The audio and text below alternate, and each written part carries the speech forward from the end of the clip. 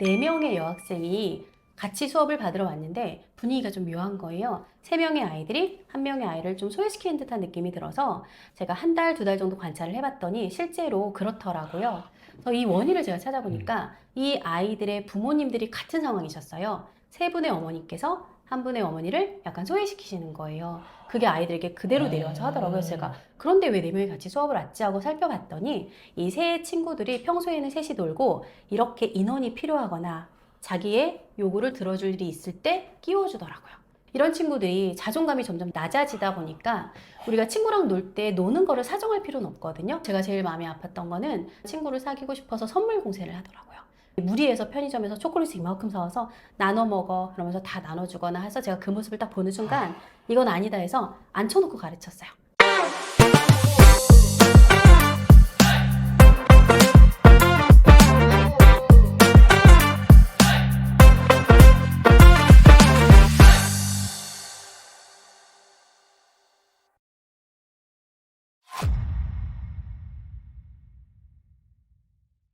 안녕하십니까. 실천할 수 있는 교육 인사이트만 드리는 가든 패밀리 브루스필입니다. 여러분, 오늘의 가든 게스트는요, 똑부러지게 핵심을 말하는 아이의 저자이신 우리 오연선 작가님을 모셨습니다. 안녕하십니까. 안녕하세요. 반갑습니다. 작가님, 우리 시청자분들께 네. 소개 한마디 부탁드려도 될까요? 네, 저는 아이들하고 매일 읽고 쓰고 말하는 일을 하고 있는 독서교육 전문가 오연선입니다. 오늘 귀한 시간 내주셔서 감사합니다. 별 말씀을요. 초대해 주셔서 감사합니다.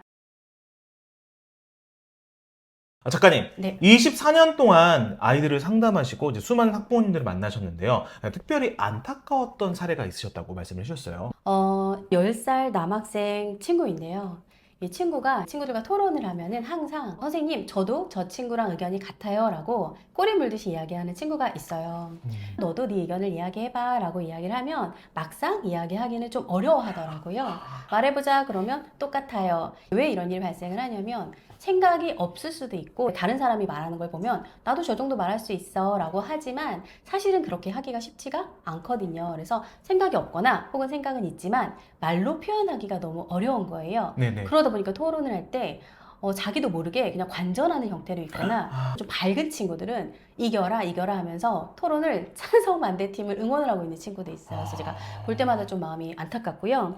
이제 또 한 가지는 목소리가 되게 크고 자신감이 있어서 네네. 말을 딱 시작을 하면 친구들이 다 쳐다봐요. 근데 이 친구가 자기 말을 끝내지를 못하고 같은 말을 계속 반복을 하면서 계속 같은 톤으로 이어지다 보니까 친구들 집중력이 흐트러지는 거예요. 이걸 친구들이 몇 번 경험을 하면은 나중에는 이 친구가 말을 꺼내자마자 또 길어지겠구나 라고 하면서 벌써 표정이 좀 안 좋은 게 보이더라고요. 그리고 제가 사실 제일 이제 개인적으로 네. 안타까운 것은 친구들과 소통이 정말 중요하잖아요. 그런데 이 말 표현력이 부족해서 자기 의사를 생각보다 정확하게 전달을 못하는 친구들이 있어요. 예를 들어서 우리 학원 끝나고 편의점에 들러서 아이스크림 사 먹자 이렇게 말하면 되는 것을 야, 너 돈 있어? 이렇게 말하는 거예요.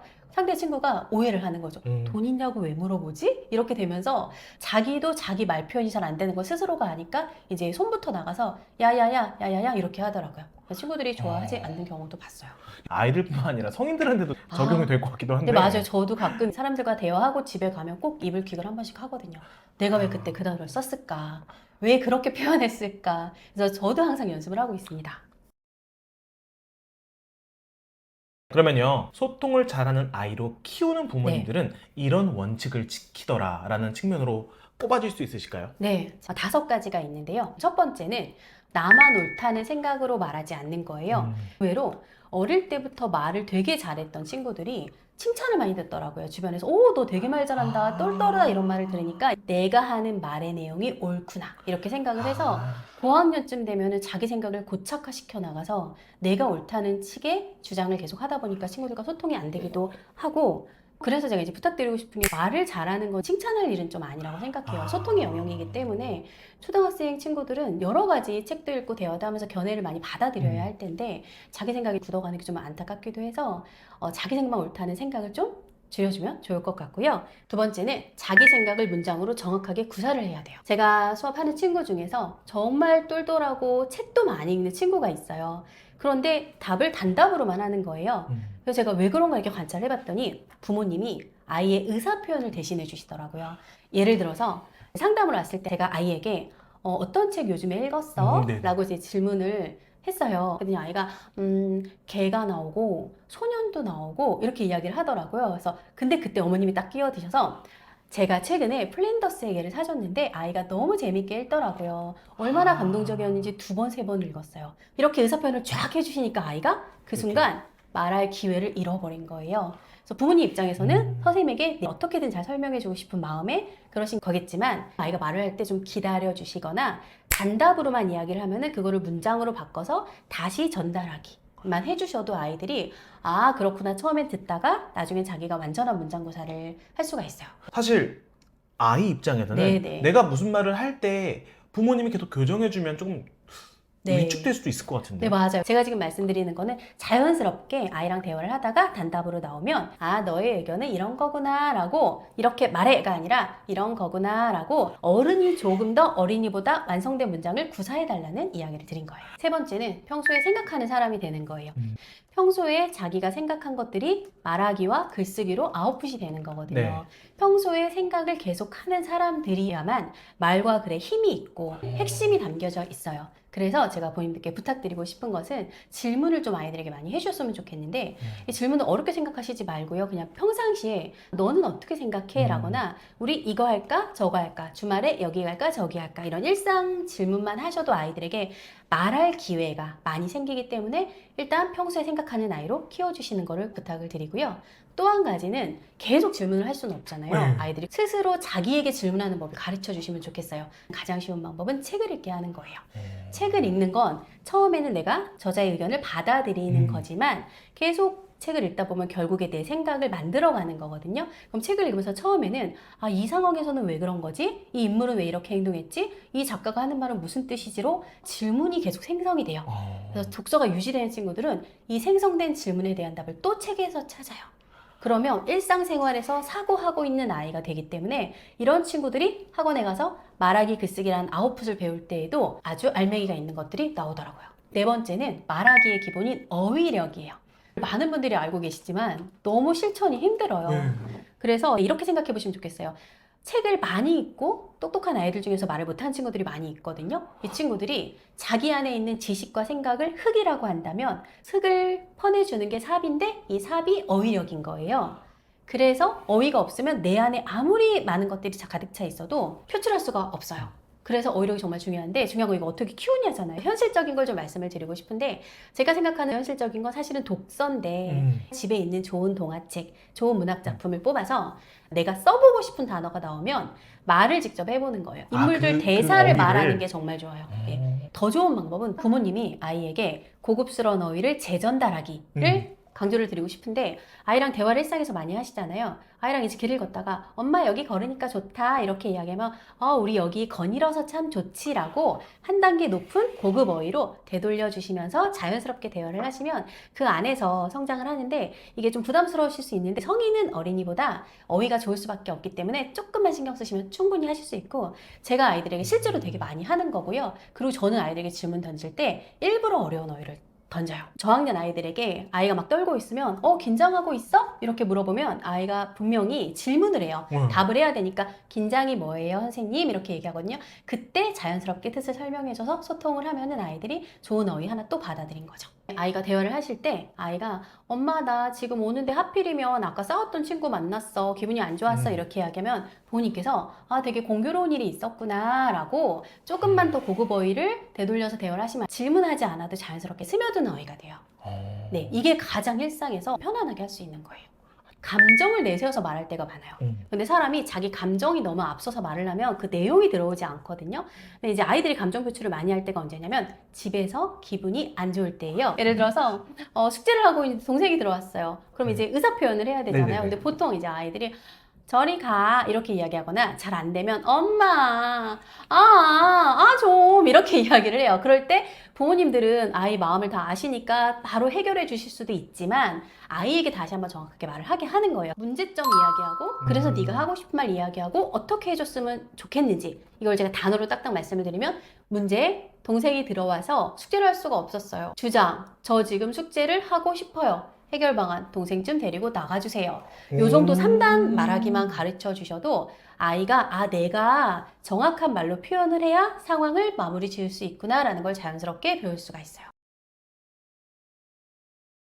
아이들의 말하기도 이렇게 직접 지도를 해주시는데요. 네, 근데 이건 진짜 네. 효과가 검증이 됐다. 네. 그런 연습 방법 한번 소개 한번 부탁드려도 될까요? 네, 이거는 저도 재밌게 하고 있고 부모님들께도 많이 추천드리는 건데 가장 첫 번째는요. 1분 스피치예요. 1분 되게 쉬워 보이죠? 절대 쉽지 않아요. 1분 스피치가 가정에서 재밌게 하실 수 있는 방법은 이제 종이를 잘라서 카드처럼 만드셔서 그냥 아무 단어나 다 써놓고 상자 같은 데 넣고 하나 뽑아서 뽑자마자 1분 동안 말을 하는 건데 예를 들어 볼게요. 단어를 딱 뽑았어요. 강아지가 나왔어요. 어떻게 1분 스피치 하시겠어요? 강아지에 시작. 대해서요? 네. 이 동물은 너무 귀엽고 주변에 나가면 많이 볼 수 있어. 네. 반려견이라고 불렀고 애완견이라고도 불렀어. 네. 오, 너무 잘하시네요. 아이들하고 이렇게 하면 처음에 한 마디 두 마디로 끝나요. 그런데 잘 생각을 해보면 강아지가 귀엽다. 길을 가다 강아지를 보면 인사를 한다. 엄마한테 강아지를 키우고 싶다겠다. 엄마가 안 된다고 한다. 이렇게 문장을 꽤 많이 연결해야 1분이 되거든요. 그런데 이 문장을 연결하는 게 뭐냐면 사고의 흐름이 이어지는 거예요. 그래서 사고력이 짧으면 짧을수록 길게 하지를 못해서 1분 스피치가 되게 쉬운 활동인 것 같지만 생각보다 사고력과 말하기력을 키워주는 활동인데 제가 이제 팁을 드리고 싶어요. 첫 번째는 강아지, 책, 휴대폰, 눈에 보이는 걸로 구체어로 말하기 연습을 하면 처음에 되게 아이들이 재밌게 쉽게 하거든요. 그리고 이제 이게 충분히 익숙해지면 두 번째로 추상어로 말하기로 했으면 좋겠어요. 예를 들면 뭐 사랑, 자유, 행복, 기쁨 이런 추상어로 해보면 아이들이 행복? 하면 처음에 딱 보는 순간 행복 뭐라고 하시겠어요? 멋있게 말해주세요. 네네네네네. 누가 그러더라고요. 자기 전에 누웠을 때 아무것도 걱정이 나지 않은 상태. 예, 너무 좋네요. 이게 평소에 뭔가 생각하시거나 들으신 걸 내 안에 새겼기 때문에 이 말이 나오는 네네네. 거거든요. 이 추상어로 말을 하려면 행복이든 자유든 이런 단어에 대해서 평소에 자기가 생각하고 고민하고 읽어왔던 것들이 있어야 이 말을 할 수가 있어요. 그래서 이 추상어로 1분 동안 말한다는 건 그 아이가 그만큼 사고력이 매우 깊고 한 가지 주제로 깊이 있는 탐색을 했다는 건데 이게 바로 논술력이기도 해요. 더 한 가지 팁은 너무 좋은 말이 나왔으면 바로 글로 써보게 하세요. 정말 좋은 글이 나올 수가 있고요. 아이가 말을 하다가 내가 오늘 행복에 대해서 잘 말을 못했어. 그러면 이게 며칠 동안 생각이 나요. 그러면 계속 이 단어를 품고 있으면서 계속 그 생각을 키워나가게 돼요. 그래서 정말 추천드리는 활동입니다. 네, 두 번째 제가 추천드리는 건 중고거래 말하기입니다. 중고 거래 말하기요? 네, 저하고 수업하는 친구 중에 엄마하고 같이 당근마켓에 물건을 많이 파는 친구가 있더라고요. 제가 물어봤어요. 어떻게 써? 라고 물어봤더니 운동화 5만 원, 문고리 거래, 내고 사절, 내고하면 차단 이렇게 쓴대요. 정확하게 이야기를 하더라고요. 핵심만 정확하게 있는데요? 네네. 근데 실제로 이제 당근마켓 들어가 보면 그런 식으로 많이 써 있어요. 단어 중심으로. 네네네. 물론 그렇게 해도 상관은 없지만 저는 이제 말하기를 가르치는 상황이니까요.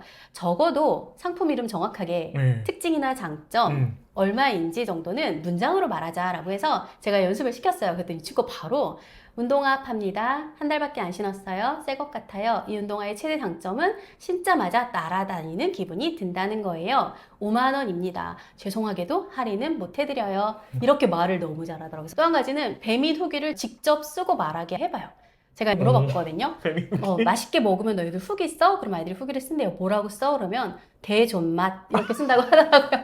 그리고 별 5개 이렇게 하면 된다고 하더라고요. 그래서 물론 그것도 나쁘진 않지만 이것도 문장으로 쓰면 다른 사람에게도 도움이 되고 이런 게 다 일상에서의 사적 소통이야 라고 이야기를 해주면서 음식이 어떤 점에서 맛있었고 장점이 무엇이었는지 문장으로 말해봐. 마라탕 잘 먹었습니다. 매운맛이 아주 일품이네요. 다음에 또 주문할게요. 이 정도만 해도 충분한 일상 속 말하기가 되고요.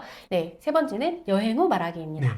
친구들이 요즘 여행을 정말 많이 다녀요. 네네. 제가 가끔 물어보기도 하고 친구들이 저한테 이야기를 하는데 어땠어? 좋았어? 힘들지 않았어? 물어보면 아이 대부분 그냥 재밌었어요. 맛있었어요. 이렇게 단답으로 이야기를 해요. 그래서 제가 여행의 의미를 좀 새겨주고 싶다라고 해서 가는 차 안에서 갈 때 마음이 어떤지 가서 뭐 하고 싶은지 도착지에서 뭐가 가장 좋았는지 이번 여행은 어땠는지 좋은 점과 아쉬운 점은 없었는지 이야기를 나눠보면 아이들과 의사소통도 되고요. 의외로 우리 가족들이 동상이몽일 때가 있어요.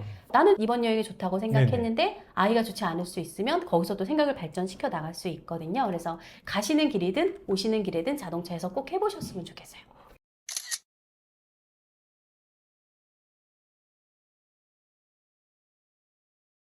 제가 먼저 사례를 하나 말씀을 드리고 싶은데 되게 좀 오래전 있었던 일이긴 한데 이제 모듬 수업을 하다 보니까 친구들이 한 번에 오는 경우가 있어요.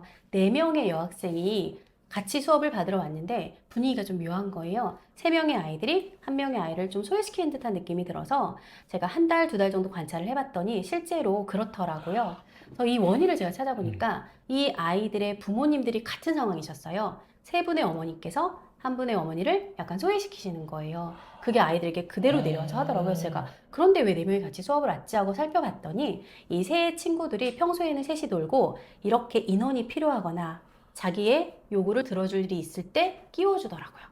그래서 제가 이제 그 팀을 해체시키고 그 아이만 이제 오랫동안 수업을 했는데 너무 보기가 안타까워서 이런 친구들이 자존감이 점점 낮아지다 보니까 우리가 친구랑 놀 때 노는 거를 사정할 필요는 없거든요. 근데 놀자고 약간 사정을 하거나 미안하다는 말을 입에 달고 살더라고요. 미안하지만 지나갈게. 미안하지만 이것 좀 빌려줄 수. 네. 미안하다는 말을 너무 달고 살고 제가 제일 마음이 아팠던 거는 친구를 사귀고 싶어서 선물 공세를 하더라고요. 무리해서 편의점에서 초콜릿을 이만큼 사와서 나눠 먹어 그러면서 다 나눠주거나 해서 제가 그 모습을 딱 보는 순간 이건 아니다 해서 앉혀놓고 가르쳤어요. 제가 2학년 때 만나서 중학교 1학년까지 수업을 했었는데 만약에 친구랑 대화를 하는데 친구가 너를 약간 무시하는 느낌이 들어. 그러면 그 대화는 끝내는 게 맞아. 아예 그 자리를 벗어나. 이렇게 한 가지를 알려줬고요. 이런 친구들은 무리한 요구를 좀 해요. 특히 팀으로 하면은 아이가 위축돼서 들어줄 그렇죠. 수밖에 없는 네. 상황이 오거든요. 근데 필통을 사달라고 한번 했다고 하더라고요. 근데 좀 고가의 필통이었어요. 제가 정확하게 알려줬어요. 친구가 나 필통 이거 사줄 수 있어? 땡땡아? 이러면 정확하게 말해. 이럴 때는 그 친구가 무슨 이야기를 했는지 다시 한번 확인해 주는 거야. 나한테 지금 필통을 사달라고 한 거야? 이렇게 요구를 확인하고요. 2번째, 거절의 말을 하는 거예요. 지금 나는 이걸 사줄 수 없어. 3번째, 이유. 너에게 지금 이걸 사줄 이유가 없어 라고 이 3단 논법으로 정확하게 말을 하라고 일러주었어요. 이게 되게 복잡해 보이고 이렇게까지 우리가 기억을 해야 되나 싶지만 실제로 이게 상황이 되면 그 말이 안 나오거든요. 네, 그쵸. 첫 번째 말인 요구를 확인하는 거. 너 지금 나한테 이게 필통을 맞아? 사달라고 한 거야? 이것만 해도 상대방의 눈빛이 좀 흔들리는 걸 볼 움찔하는 수가 거죠. 있거든요. 제가 이 말하기 연습을 많이 시켰고요. 또 이런 친구들은 아무렇지 않게 그냥 툭툭 치거나 무례한 말들을 계속 뱉어요. 무례한 상황에 많이 노출이 되다 보니까 그때 대응하는 것도 알려줘야 돼요. 예를 들어서 친구가 야, 너 꼬맹이야 이렇게 이야기를 하면은 그냥 마음이 약한 친구들은 하면서 가만히 있거나 울거나 어찌할 바를 모르거든요. 그래서 역시 마찬가지로 되돌려주는 거예요. 나한테 지금 꼬맹이라고 한 거야? 라고 말을 하고요. 그 말에 대한 내 마음을 정확하게 표현을 하는 거예요. 나 지금 그 말 들으니까 너무 불쾌해. 그리고 그 말이 나쁜 이유. 다른 사람의 외모를 가지고 이야기하는 건 어떤 경우에도 옳지 않아. 그리고 마지막 당부. 다시는 그 말 하지 마. 라고 해서 4가지 말을 할 수 있게 도와주시면 역시 이것도 첫 번째 말만 해도 효과가 좋습니다. 근데 이게 연습이 많이 필요합니다. 그럴 것 생각보다. 같아요. 네. 제가 좀 극단적인 사례를 들어서 계속 이제 대응하는 것만 제가 말씀을 드렸잖아요. 근데 아이들 잘 관찰을 해보면 정말 항상 무법자처럼 이렇게 반을 휘젓고 다니면서 아이들 힘들게 하는 친구도 있지만 그런 경우를 제외하면 일상적으로는 아이들이 사실은 조금씩 서로 주고받는 게 있어요, 말을. 그래서 사실은 나도 가끔은 그럴 때가 있기 때문에 내가 먼저 나의 잘못을 인정하고 잘못한 것이 있다면 사과하는 말하기를 당당하게 할 줄 아는 친구들이 다른 친구들에게 인정을 받더라고요. 그래서 명확하게 내가 잘못한 게 있으면 미안해 하고 어떤 행동을 했는지 내가 너의 별명을 불렀어. 너의 마음을 짐작해보는 거예요. 기분이 상했을 것 같아? 마지막에 약속하는 거예요. 다시는 별명을 부르지 않을게. 이게 되게 어려워요, 사과하는 게. 나의 마음을 한번 내려놔야 되는데 근데 이렇게 자기가 잘못할 때 깔끔하게 인정하고 사과하는 친구들이 다른 친구들로부터 마음을 잘 얻더라고요.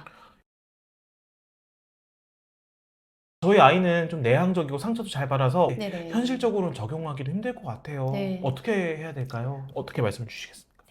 여기서 제 얘기를 잠깐 해도 예. 될까요? 영상을 보시는 분들이 좀 느끼실지 모르겠는데 극내향인이에요. 어릴 때부터 그랬고 지금도 그렇고 근데 제가 지금 인터뷰를 하고 있고 또 제가 제일 좋아하는 자리가 독서 교육, 논술 교육, 글쓰기 교육에 대해서 학부모님들께 이야기하는 자리를 제가 되게 좋아하거든요. 2시간, 3시간 동안 아무것도 안 보고도 말을 할 수 있을 만큼 너무 좋아하게 됐는데 제가 생각해 봤어요. 극내향인인 내가 어떻게 이렇게 말하기를 좋아하게 됐을까? 제가 얻은 비결은 사람이 말하고 싶은 정말 좋아하는 일을 만들면 필요한 상황에서 말을 하더라고요. 내가 나를 극복을 하더라고요. 그래서 그런 친구들은 지금 당장 목소리 크게 해. 앞에 나가서 말해봐. 너도 손 좀 들어봐. 이렇게 하면 트라우마가 생길 수가 있어서 그냥 뒤에서 묵묵히 응원해주시면서 이 아이가 나중에 정말 말하고 싶은 일이 생기도록 좋아하는 일을 만들어주자라는 마음으로 지지해주시면 좋겠습니다. 선생님 오늘 정말 따뜻한 인사이트 나눠주셔서 너무 네, 감사드립니다. 들어주셔서 감사합니다. 네. 여러분 오늘 영상 어떠셨나요? 오늘 영상이 도움이 되셨다면 구독과 좋아요를 부탁드리고요. 우리 오연선 작가님의 신간도서 똑부러지게 핵심을 말하는 아이에도 많은 관심 부탁드리도록 하겠습니다. 선생님 오늘 귀한 시간 내주셔서 감사합니다. 네, 감사합니다.